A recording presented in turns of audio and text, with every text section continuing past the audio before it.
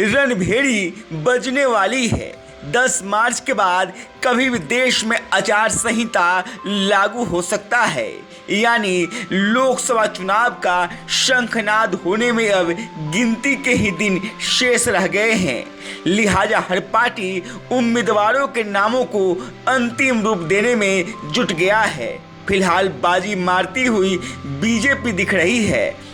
बताया जा रहा है कि 10 मार्च से पहले ही बीजेपी करीब 200 सीटों पर उम्मीदवारों का ऐलान कर देगी। हालांकि दिक्कत ये आ रही है कि बीजेपी अपने 40% सांसदों को इस बार बेटिकट करना चाहती है, जिनमें दर्जनों मंत्री भी शामिल है।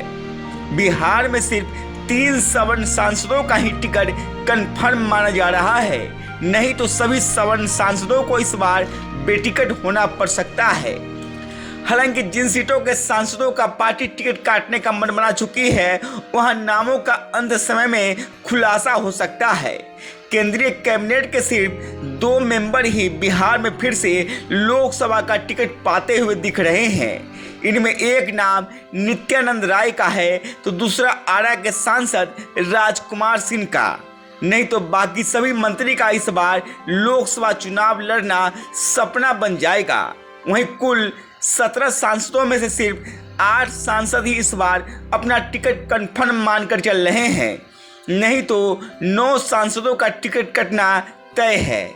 जिन सांसदों का टिकट कंफर्म है उनमें पहला नाम अजय निषाद का है। अजय निषाद मुजफ्फरपुर के सांसद है। मोदी लहर में हर बार जीतकर संसद पहुंचे हैं। युवा हैं, अपनी जाति में भी पैठ रखते हैं। इनके पिता कैप्टन जनरल निषाद का भी मुजफ्फरपुर में गजब का पैठ रहा है, जिसका फायदा अजय निषाद को भी मिलता रहा है। लिहाजा माना जा रहा है कि उनका टिकट कंफर्म रहेगा। ऐसे भी बिहार में निषाद समुदाय की ओर से वो एकमात्र सांसद है। वहीं मधुबनी के सांसद अशोक कुमार यादव भी इस बार कमल के निशान पर फिर से चुनावी मैदान में कूद सकते हैं। पार्टी उनका टिकट काटने की हिम्मत नहीं कर पाएगी, क्योंकि अशोक यादव के पिता हुकुमदेव नारायण यादव मधुबनी का कई बार प्रतिनिधित्व कर चुके हैं। जानकार मानते हैं कि अशोक यादव बगैर मोदी लहर के भी बीजेपी के टिकट पर आसानी से चुनाव जीतने का मादा रखते हैं। अररिया के सांसद प्रदीप सिंह को भी पार्टी फिर से टिकट दे सकती है। प्रदीप सिंह शांत मिजाज के हैं और बगैर किसी शोर शराबे के अपना काम करना पसंद करते हैं। लिहाजा पार्टी उन्हें फिर से टिकट देने जा रही है। वहीं औरंगाबाद के सांसद सुशील कुमार सिंह का टिकट भी इस बार कंफर्म माना जा रहा है। आरा सीट को लेकर तमाम तरह के कयास लगाए जा रहे थे। कहा जा रहा था कि मंत्री राजकुमार सिंह बेटिकट हो सकते हैं। हालांकि उनके मुकाबले पार्टी को कोई जिताऊ उम्मीदवार नहीं मिल पा रहा है, लिहाजा उनका टिकट भी कंफर्म माना जा सकता है। पश्चिम चंपारण के सांसद डॉक्टर संजय जायसवाल भी आसानी से टिकट प्राप्त कर सकते हैं, क्योंकि मोदी और अमित शाह के दरबार में उनकी गहरी पैठ रही है, जिसका लाभ उन्हें मिल सकता है। दरभंगा के सांसद गोपाल जी ठाकुर को मौन धारण कर काम करने का इनाम पार्टी दे सकती है। माना जा रहा है कि पार्टी ने उनको भी टिकट देने का मन बना लिया है। वहीं अमित शाह के करीबी नित्यानंद राय फिर से इस बार उजियारपुर संसदीय सीट से टाल ठोकते हुए दिखेंगे। जानकार बताते हैं कि नित्यानंद राय का टिकट सिर्फ नित्यानंद राय ही काट सकते हैं और दूसरे किसी में हिम्मत नहीं है। वहीं जिन सांसदों का टिकट इस बार कटना तय माना जा रहा है, उनमें बक्सर संसदीय सीट के सांसद और केंद्र की सरकार में मंत्री अश्विनी कुमार चौबे का नाम सबसे प्रमुख है। बताया जा रहा है कि बक्सर बीजेपी भी चौबे से नाखुश है। इसका संदेश पार्टी के शीर्ष नेतृत्व को भेज दिया गया है। जानकार बताते हैं कि पिछली बार भी चौबे का टिकट करते करते बचा था, लेकिन इस बार तय है कि वो चुनाव नहीं लड़ेंगे। इसलिए चौबे भी खुद की जगह अपने बेटे के लिए इस बार लॉबिंग चला रहे हैं। लेकिन माना जा रहा है कि बक्सर सीट पर पार्टी नया उम्मीदवार दे सकती है।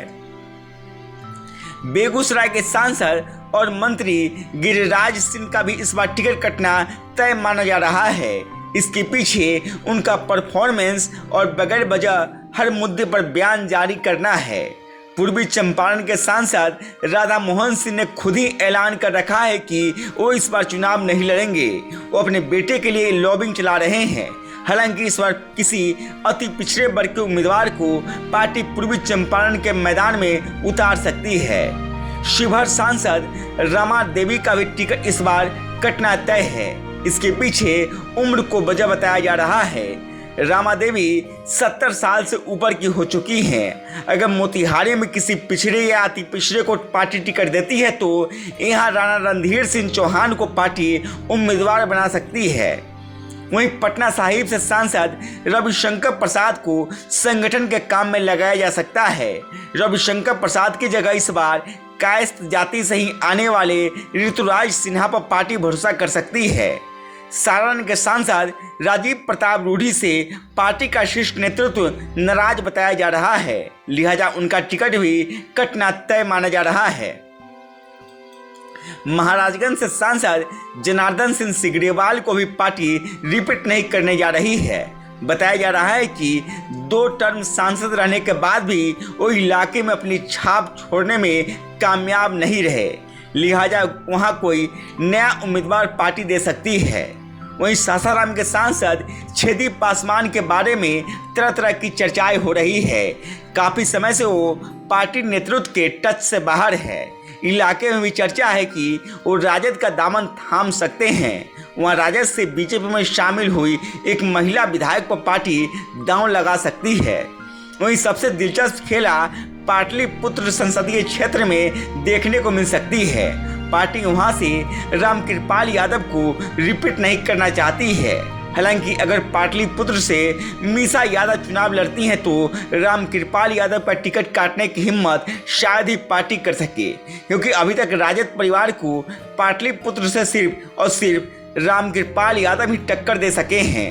हालांकि पार्टी अंतिम निर्णय क्या लेती है ये अगले कुछ दिनों में ही पता चल पाएगा। गांव तक बिहार की रिपोर्ट। अगर आपने हमारे चैनल को सब्सक्राइब नहीं किया है तो सब्सक्राइब करें, साथ ही वीडियो को लाइक शेयर और कमेंट करें। धन्यवाद।